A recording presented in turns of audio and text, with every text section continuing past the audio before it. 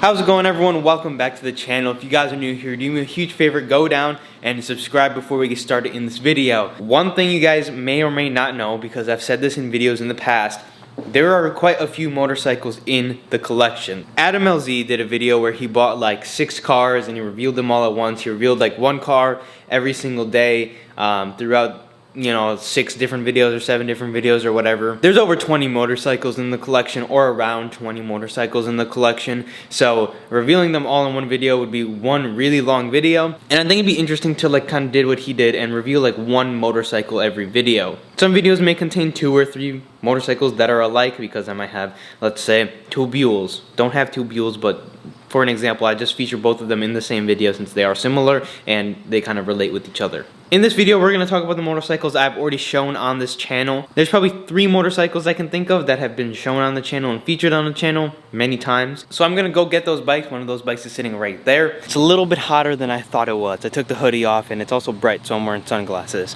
But I brought the 3 bikes that I've shown on this channel before. They're all sitting here.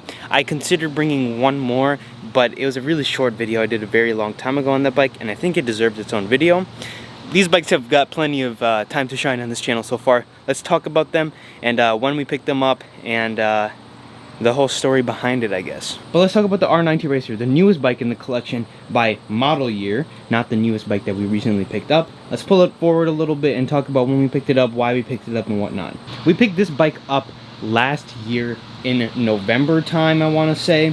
This bike was something that just came across on my dad's list, and we looked for it for quite a bit. These bikes aren't really available all the time, especially near us. In Wisconsin, we don't have too many BMW dealerships. So my dad found out about the Racer, and he said, if you ever find one, let's see if we can find one. I want to add one to the collection. We'll add one to the garage, because it's something that they didn't really advertise all that much. Not really popular bike, but it's insanely good looking and low production numbers. So he's like, before it gets expensive, I would like to get one if it ever does get expensive, because it's an awesome machine. In November, I finally found the bike that we wanted to go for. There was a couple in Miami, a couple in California, one in Ohio, I believe. But the problem with those bikes were they did not have the spoked wheel option that this bike does. In Europe, they classified the spoke variants as S models. In America, we never got that designation.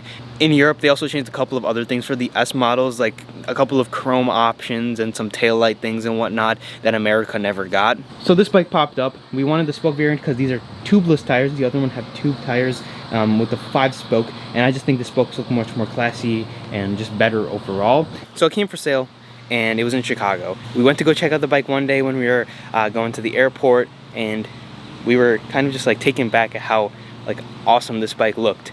And then came back home, and then my dad's like, all right, I need the bike. So he made an offer on it, and then pretty much 3 days later, 4 days later, we went to go down to a Ducati dealership and pick this motorcycle up. It has 1,444 miles on it.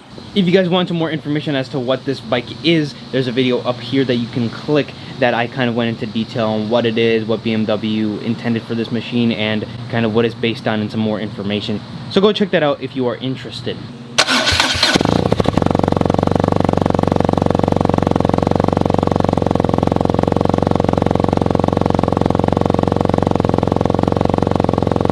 Next up, we have the Buell XB12R. This is the only bike in the collection that was bought brand new by my dad. This bike was bought in, I believe, 2009 or 10. This bike was made in September of 08. I assume that this bike is an 09 model year based on that. This is the last year that the Buell was made. For those who do not know, Harley and Buell came together to make road bikes back in the mid 2000s, and this was the product. This was basically the top shelf racer of the time. It's the Buell XB12R. There's an XB12S that has a lifted handlebar with the same motor, 1280 cc out of this machine, and V-twin. My dad picked it up when I was pretty young, and he's had it ever since. The bike only has about 3,000 miles or so on it. We've driven it quite a bit this year, but it sat for a good number of years. At the time it came for sale, it was sitting at a dealership where it was marked down quite a bit because they didn't sell all too well, especially towards the end of their production run. So my dad found out about this thing, he went to go pick it up, and it's still sitting in the collection to this day.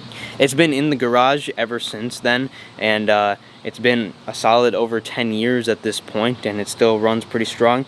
It did need a little bit of work this year that it got. That's the reason it didn't run for 2 or 3 years. Talk about the work that was done in the future video.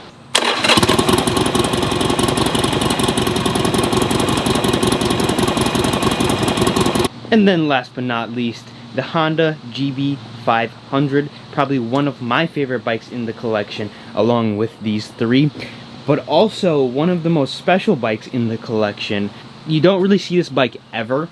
There are only a handful for sale in the United States, and it's a really special machine. It's a 500 single. Now, my dad bought this bike in the 90s. I don't know too much about what he bought it for, when he bought it, and kind of what came along when he ended up buying this thing. But basically, the story is he bought it in the 90s, he came across it, he bought it for quite a bit of money back then, and he's had it ever since, 20 plus years at this point. He also says it's one of his favorite bikes in the collection. The Japanese did not get the 500 in Japan. They got a GB350, I believe a 250, and possibly a even smaller motor than that. The 500 never made it to Japan, and the 500 is really special because a lot of them were stolen from America and brought to Japan. I believe because of regulations back then, they did not allow a motorcycle of this size, so a lot of them got exported from America and brought to Japan. And I'm sure other places in the world, but I mean, usually you can just take them right off the coast of California right to Japan, and I think that's what happened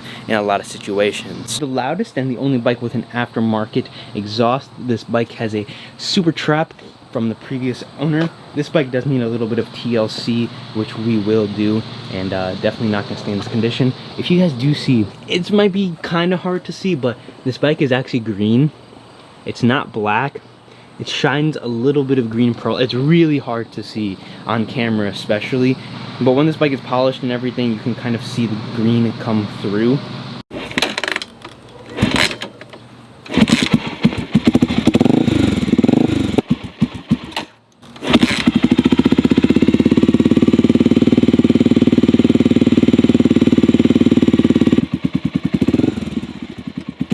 I just remembered there's one more bike that I have shown on the channel with one video where we talked about doing a build on it, and that is the Yamaha Virago. And the reason I cannot pull that bike outside is because it is taken apart. Stay tuned for that project. That's one of the bikes that will not be covered in this series because it's taken apart. And then there's two bikes that currently aren't here. But this is part one to the introduction of the motorcycle collection. And other than that, I'll see you guys in the next video where we're gonna reveal a motorcycle that's standing right there. So you wanna subscribe to make sure you see all the bikes in the collection.